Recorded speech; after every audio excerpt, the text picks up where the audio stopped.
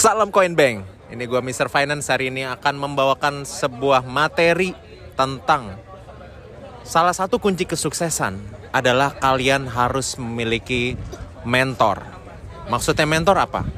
Maksudnya mentor adalah ada orang yang membantu mengarahkan hidup kalian untuk bisa sukses.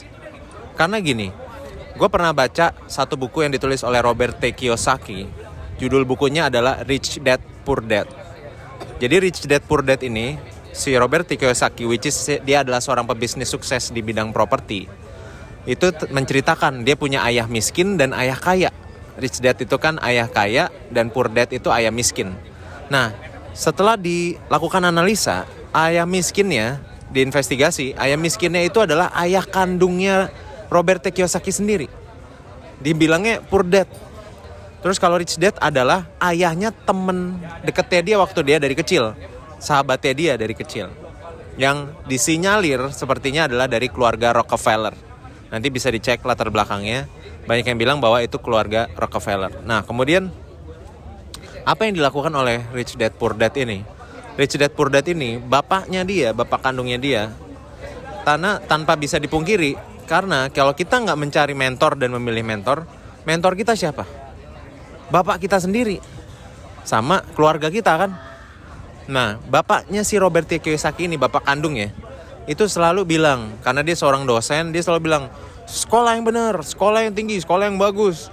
Terus nanti cari kerjaan yang bagus, gitu, standar lah. Semua orang juga tahu, semua bapak, semua ibu juga ngomongnya gitu kan. Kerja yang benar, kerja yang benar? Sekolah yang benar, cari UMPTN biar keterima di kuliah negeri. Kemudian jadi PNS. Gitu kan, pasti standarnya kan gitu ya. Standarnya pasti kayak gitu. Nah, tapi si Rich Dad, which is bapaknya keluarga Rockefeller ini, dia selalu bilang bahwa tidak ada korelasi langsung antara nilai di sekolah dengan kesuksesan seseorang. Tidak ada korelasi langsung, tidak direct.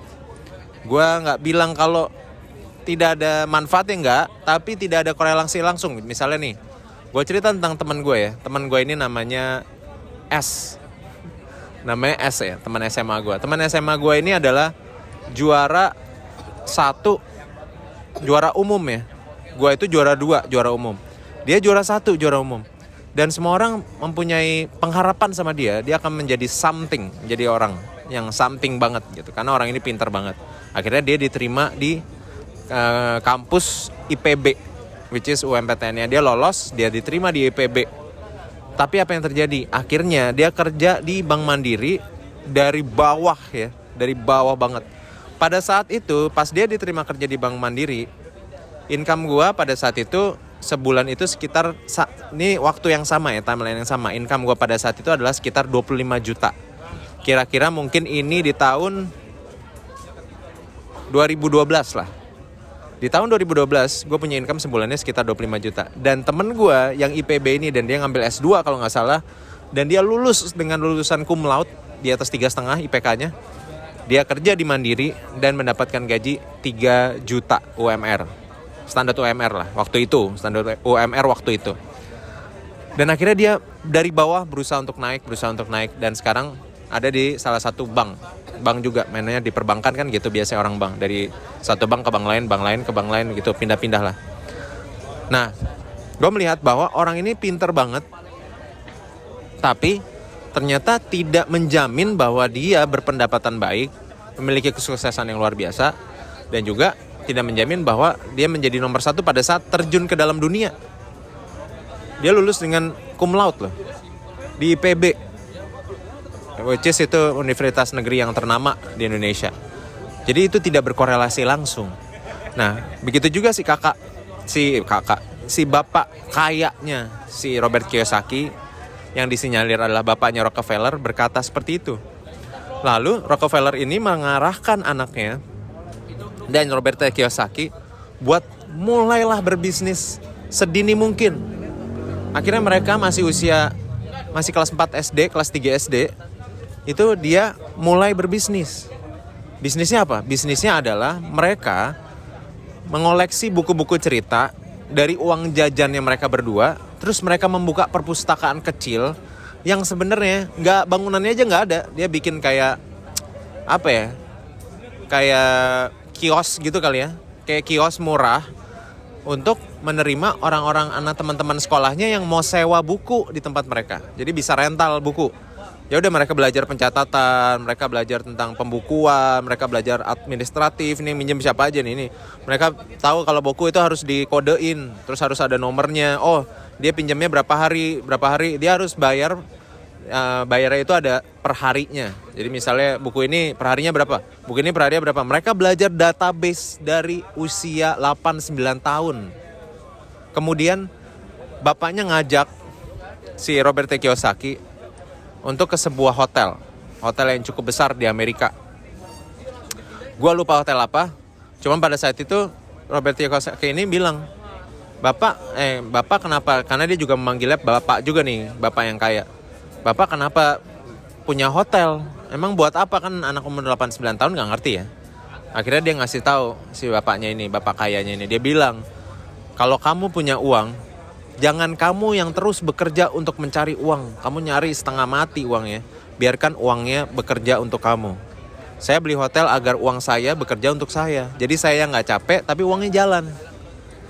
Terus Robert T. Kiyosaki bilang, oh iya, kamu harus masuk ke bisnis properti. Bisnis properti itu adalah salah satu bisnis yang paling aman, tapi income-nya punya potensi untuk menjadi besar. Robert T. Kiyosaki ini adalah seorang yang pada saat itu sama istrinya berbisnis di bidang properti. Dia akhirnya membeli rumah, kemudian disewain, ada yang dijadiin kos-kosan, terus disewain. Sampai akhirnya yang gokil nih ya, dia itu pada saat itu, di tahun 70-an atau 80-an, gue agak lupa, nanti kita cek ya. Dia itu udah punya rumah sampai bisa menghasilkan 1 juta US dollar. Total penghasilan dia, total aset dia pada saat itu udah 1 juta US dollar. Tapi yang gokil adalah dia masih tidur di mobil sama istrinya. Dia punya banyak rumah yang disewain, sampai akhirnya dia sampai punya duit 1 juta US dollar, which is sekarang itu hampir 15 miliar.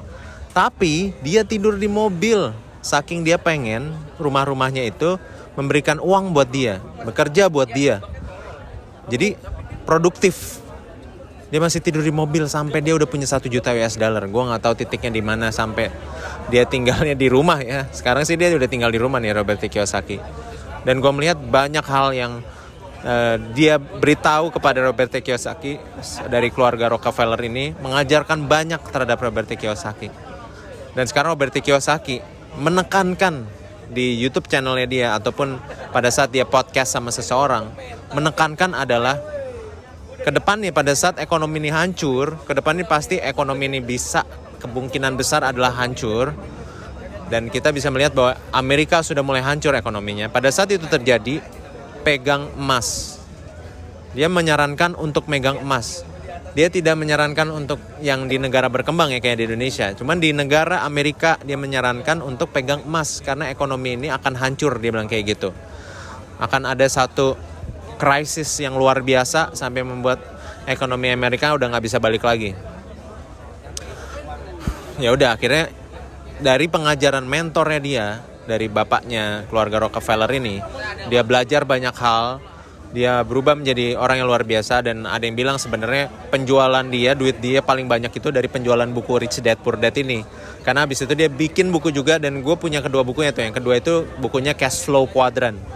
Cash Flow Quadrant juga keren banget menurut gue, tentang perputaran uang. Semua profesi yang ada di dunia ini itu apa aja. Itu dia sangat sukses di penjualan bukunya. Dengan begitu dia punya cash flow, dia punya duit, dia lariin ke properti, dan dia lariin ke gold. Back to basic dia bilang. Karena itu yang nggak, katanya dia ngomongnya gini, gold itu adalah mata uangnya Tuhan. Ini uangnya Tuhan, bukan mata uang. Ini uangnya Tuhan, uang yang tidak bisa dan kebal terhadap krisis. Ini adalah sesuatu yang luar biasa banget. Kalian harus punya mentor dalam hidup kalian. Dan mungkin itu orang-orang yang baru kalian kenal, teman-teman kalian yang ada di sekitar kalian, dan mungkin bukan keluarga kalian. 80-90% keluarga itu menarik kalian ke bawah. Kayak kepiting yang ada di dalam satu tempat, yang ada kepiting yang mau ke atas, nanti itu akan ditarik ke bawah tuh kepitingnya. Kayak narik ke bawah gitu, gak tahu kenapa ya. Kebanyakan keluarga kalian itu nariknya ke bawah. Karena itu banyak orang miskin. Karena kalian punya mentornya keluarga. Cobalah cari orang yang sudah sukses, sudah kaya raya, ataupun sudah sukses, dan dengarkan ini arahan mereka. Mungkin kalian bisa kaya juga. Itu saja dari saya. Saya Mr. Finance, semoga ini bermanfaat buat kalian. Kalau kalian suka video ini, diklik like, kemudian share ke teman-teman supaya saya bisa bermanfaat buat banyak orang. Tulis di kolom komentar apapun komentar kalian tentang video ini. Itu aja dari saya. Semoga sukses buat kalian. Salam Coinbank.